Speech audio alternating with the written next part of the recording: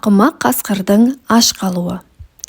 Өрісте жайылып жүрген қойдың ішінен бір арық қой жалғыз бөлініп қала беріпті.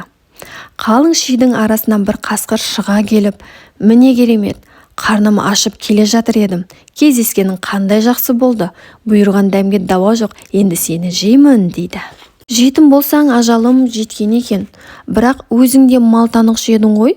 Қарным қампиған, аузымда бір түсім жоқ, бір асым етім жоқ. Мені қайтесің, одан да босат. Қоралы қойға қайтайын, семіз қой әкеліп, алдыңа тартайын. Жылы жұмсақты сен жемегенде кім жейді» дейді қой. Жылы жұмсақ деген еттің майлы дәмді жерін айтады.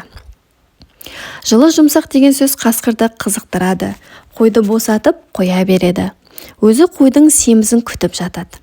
Қойда бағлан да жоқ. Қасқыр түңіледі. Бұл жердегі бағлан деген жетілген семіз қозы, марқа деген мағынада. Қой деген момын ғой, алдауды білмеуші еді. Сірә оны ешкі азғырған шығар, барып көрейін деп жорта жөнеледі. Азғырған деген сөздің мағынасы үгіттеп жолдан тайдырған, айнытқан деген мағынаны білдіреді. Бір төбеге шығып, төңірекке қараса, алдында қызылшаны күрт-күрт шайнап бір ешкі жүр екен. Көп қойда, қойшыда алыста екен. Қасқыр ешкіні бас салады. Жанымды алып қалуға себеп болар мекен деген оймен ешкі мынаны айтады. Атаң да, анаң да жақсы еді ғой. Қой тұрғанда олар ешкіні жемеуші еді.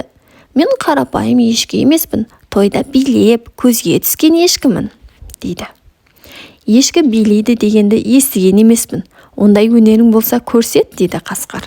Ешкі, ендеше көз алмай аяғыма қарада тұр. Мен бір билеп көрсетейін, дейді де олай-бұлай секіре-секіре жалт беріп көп қойдың арасына кіріп кетеді.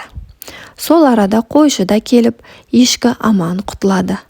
Ал қасқыр болса, со бойы аш қалады.